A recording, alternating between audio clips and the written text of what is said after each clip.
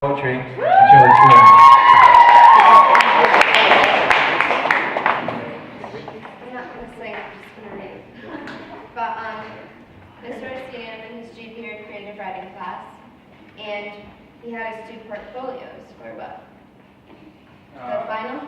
Sort of? Yeah, it's the end of the course. Yeah. So I have an introduction and a few poems that I'm going to read, and then I'm going to end with a reflection of what I learned in his class. So I titled it Abbreviate as Tense as a Blade. I awaken each day to a new set of trials, an onslaught of life, from the sounding of the morning alarm until I crawl in bed as the moon begins its dance.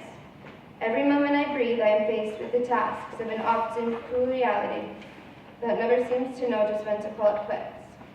When I feel overburdened and the dam of my existence starts to crack, what a great relief I find in the world of poetry. My heart is a touch-me-not. At the slightest contact, it will shrivel away, like a petal kissed by winter's breath. My mind is the performer, which at the slightest contact will also shrivel away, like a petal kissed by winter's breath. But, in its own guarded shell, it will spend its nights lying on its own guarded bed, dissecting the ways in which I can make both feet to a new rhythm, building extraordinary tunes. This petal, the one kissed by winter's breath, lays cold on the street, telling me he loves me not, refusing to grow again, because he loves not a petal broken from its stem. I lay cold on the street as the petal that was told he loves me, and refusing to grow again, because I am waiting for the love to be enough to be picked up by someone else's breath. Sinking into the earth opens the eyes to view through a different lens, a new angle. When the feeling of being compressed by the weights of the world become too strong to fight, time stands still in a gelatin state. All other senses, besides sight and sound, are tokens that must be inserted to stop the hands of time. The choice to experience being timeless is in that brief moment that the eyes close, and there is an opportunity for the sounds around to create a swell of light-hearted notes, climbing up and down in beautiful runs and slurs, and increasing and decreasing in tempo at the proper times to create a lovely melody. The noises of the world are muted by little buds that cork my ears. Replacing them are delicate combinations of flutes and stringed instruments that pour into me as the familiar, blissful tune, and welcomes change from the pounding drums and horns at what seems a constant crescendo that is stuck on repeat. The streetlight dims, leaving only a velvet-colored street lamp and electric white light lanterns crisscrossing over the road from building to building to light my way. The setting sun provides a little supplementary glow. I sacrifice seconds and change my expression and smile to myself, taking in the beauty of the lights and the gloriously coincide with the splendor of the music. For a moment I feel like a monomal nomad on their way home to a tiny, or as I say, cozy apartment for a brief meal, shower, and relaxing sleep. But when I pull the headset out of my ears and examine the freely dangling unattached wire, the music continues to play, uninterrupted and potent as ever, reminding me that I am far from what you might call normal.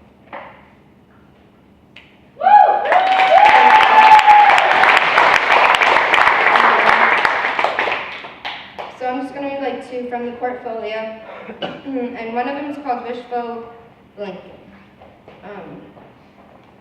Most of us dream of being a sunrise, to push away the blanket of night and let people open our eyes. I would rather be a sunset, a blink that slips you into darkness, a burning hot bayonet that penetrates the path only angels journey.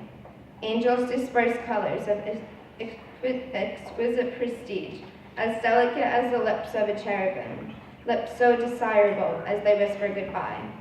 I would rather kiss the sky's colors goodbye than wave them good morning, a bravery as tense as a blade. I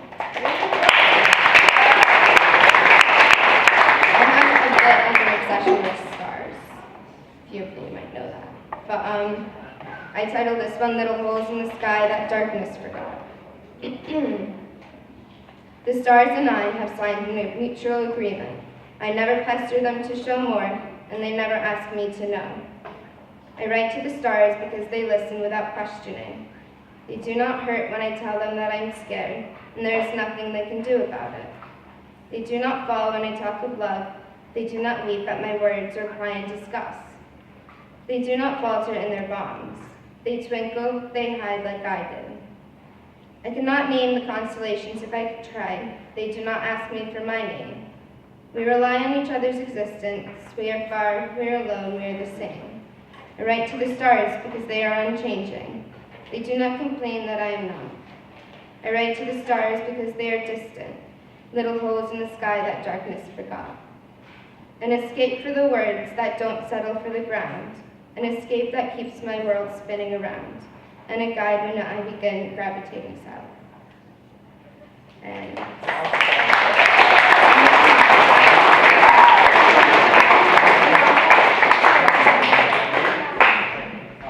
this is one of my favorite ones that we got from a student here, so I'm really excited. I'll take that.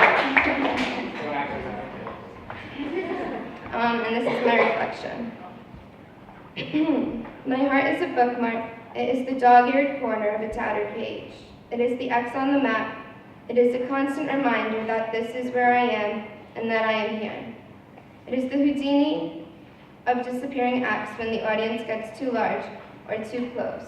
It is the first flower blooming in spring's sprinkling smile. And a gentle voice and a gentle hand speaks to it in poetry it can understand. My heart is often everything, and also everything it is not. Mostly it is just waiting for someone who will make it worth the fall, the right kind of beauty that fits the frame for your future. Not everyone is brave enough to mark the first bend in a book, but how are lessons supposed to be learned? There are no breaks in the road ahead. Emerson talks of how nothing can bring you peace but yourself, and that what was the main lesson that I absorbed in my bank of wisdom from this creative writing class. Each snowflake will fall from the sky, and each in their proper place. It is beyond our control to make moves that change fate. We need to be open to the possibility that each of us, like a snowflake, are in the perfect place always. Knowing that we are exactly where we are supposed to be contributes ease to coming to terms with peace within. I feel an overpowering urge to awaken Rumi and his wisdom of wanting to sing like birds and not worry about who hears what they think or what they think. It is one of the utmost importance of putting your heart into what you would do if no one were watching. People congest their daily lives so thick that they can't see their feet when they look down, nor the sun up ahead. How are we supposed to do our duty as humans to care for one another if we can't find our own feet to walk the path? For what other purpose are we put on this planet, for other than to find out who we are, and with that spirit we find within ourselves to honor and respect the spirit within another?